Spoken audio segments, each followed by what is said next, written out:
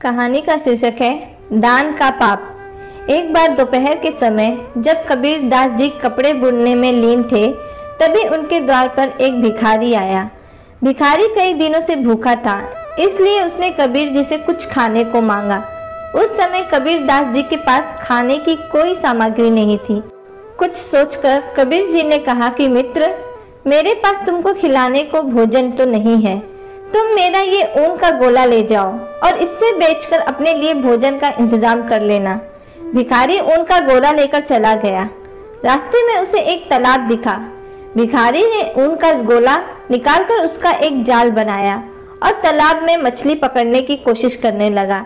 संयोग से उस तालाब में काफी सारी मछलियां थी, अतः उसके जाल में कई मछलियां फंस गई।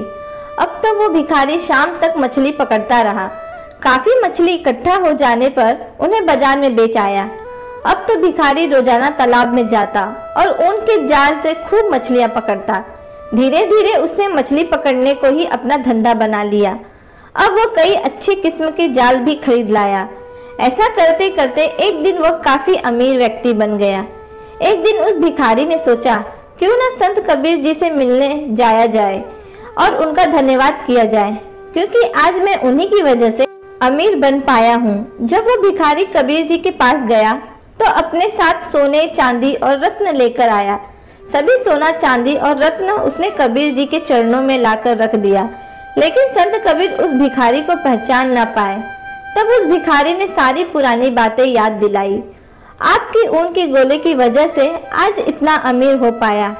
उसकी पूरी बात सुनकर संत कबीर जी बड़े दुखी हुए और बोले कि तुमने इतनी सारी मछलियों से उनका जीवन छीनकर पाप किया, और क्योंकि ये सब मेरे कारण हुआ है, इसलिए तुम्हारे पाप का भागीदार मैं भी बन गया हूँ। कहने का भाव यह है कि असहाय लोगों की मदद जरूर करें, लेकिन दान सोच समझ कर करें।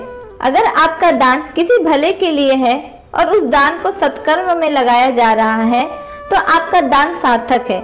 लेकिन अगर आपके दान का कोई दुरुपयोग करके उन्हें बुरे कर्मों में लगाकर पाप करते जा रहा है, तो याद रखना उस पाप के भागीदार आप भी होंगे। दोस्तों, आपको ये कहानी कैसी लगी आप हमें कमेंट्स में जरूर बताइए और चैनल को लाइक, शेयर एंड सब्सक्राइब करना ना भूलें। धन्यवाद।